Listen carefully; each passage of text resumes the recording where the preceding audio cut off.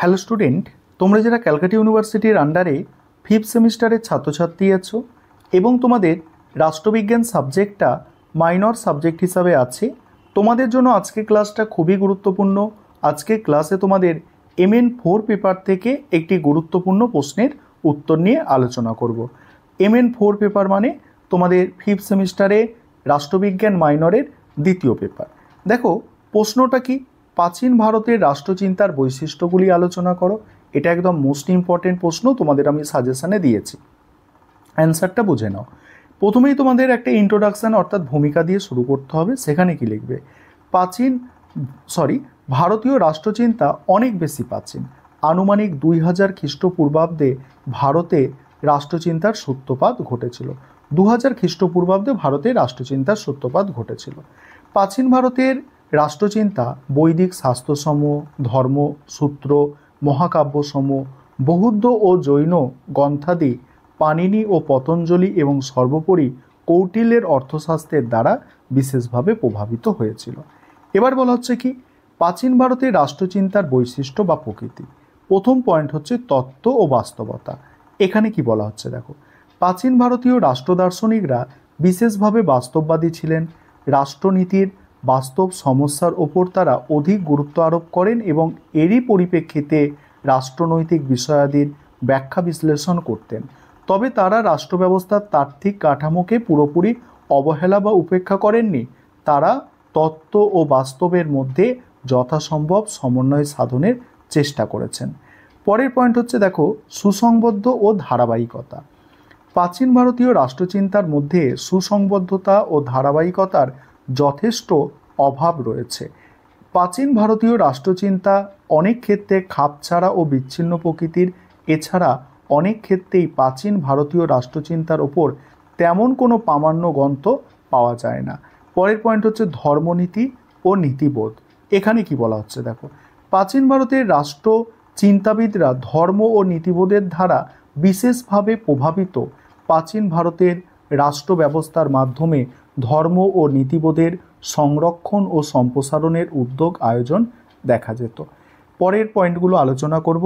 তার আগে যে বিষয়টা বলার আছে, তোমাদের জন্য অনলাইন কোচিং ক্লাস চলছে।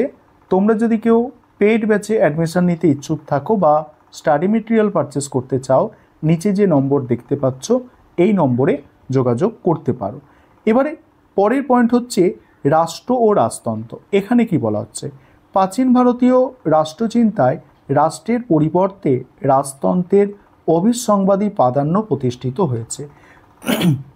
এই রাজতন্ত্রকে কেন্দ্র করে প্রাচীন ভারতীয় রাষ্ট্রচিন্তা আবর্তিত ও বিবর্তিত হয়েছে। রাজতন্ত্রের প্রাধান্য থাকায় ব্যক্তি জীবনে চরম রাষ্ট্রীয় কর্তৃত্ব প্রতিষ্ঠিত হয়নি। তারপর হচ্ছে কি, রাষ্ট্রচিন্তার পরিধি। প্রাচীন ভারতীয় রাষ্ট্রচিন্তার পরিধি ব্যাপক।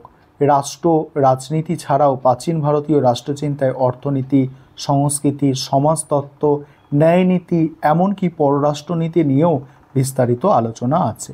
তারপর প্রাচীনত্ব। পরের পয়েন্ট, প্রাচীনত্বের দিক থেকে পাশ্চাত্য রাষ্ট্রচিন্তার তুলনায় প্রাচীন ভারতীয় রাষ্ট্রচিন্তা তুলনামূলকভাবে অনেক বেশি প্রাচীন বলে মনে করা হয়। আনুমানিক 2000 খ্রিস্টপূর্বাব্দে ভারতে রাষ্ট্রচিন্তার সূত্রপাত ঘটেছিল।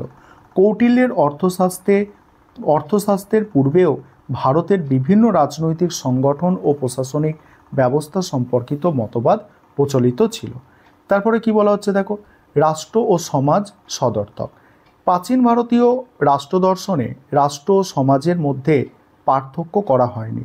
রাষ্ট্র ও সমাজের মধ্যে ধারণাগত পার্থক্য যেমন ছিল না, তেমনি কার্যগত বা ভূমিকাগত বিচারেও কোনো পার্থক্য করা হয়নি।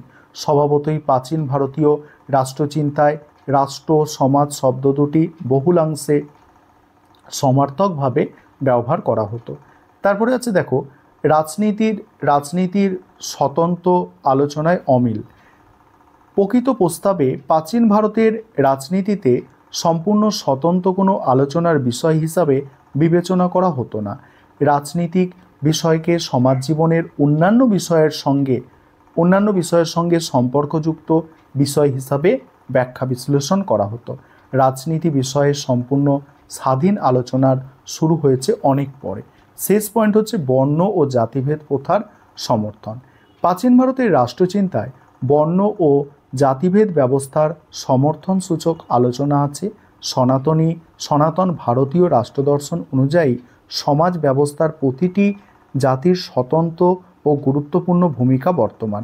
এই সমস্ত জাতিগত ভূমিকা পালনের মাধ্যমে সুস্থ সমাজ জীবন সুনিশ্চিত হয়। মূল্যায়নে কী লিখবে দেখো, প্রাচীন ভারতীয় রাজনৈতিক প্রতিষ্ঠান ও মতবাদ সম্পর্কে সাম্যক ধারণা লাভ করা সহজ নয়। এক্ষেত্রে বহু ও বিভিন্ন ধরনের অসুবিধার সম্মুখীন হতে হয়, যেমন নির্ভরযোগ্য উৎস বা প্রামাণ্য গ্রন্থের অভাব, রাষ্ট্রতাত্ত্বিকদের সঠিক নাম ও সময়কাল সম্পর্কে বিতর্ক, বিভিন্ন শব্দ বা পদের যথাযথ ব্যাখ্যা নিয়ে বিতর্ক প্রভৃতি। তবে এই সব সমালোচনা থাকার সত্ত্বেও প্রাচীন ভারতীয় রাষ্ট্রচিন্তার গুরুত্বকে কোনোভাবেই অস্বীকার করা যায় না, কারণ আধুনিক ভারতে অনেক রাষ্ট্র দার্শনিক প্রাচীন ভারতীয় চিন্তাভাবনার দ্বারা প্রভাবিত হয়েছেন। এই ছিল তোমাদের একটি মোস্ট ইম্পর্টেন্ট প্রশ্নের উত্তর। এই প্রাচীন ভারতের রাষ্ট্রচিন্তার বৈশিষ্ট্য আর মধ্যযুগের রাষ্ট্রচিন্তার বৈশিষ্ট্য।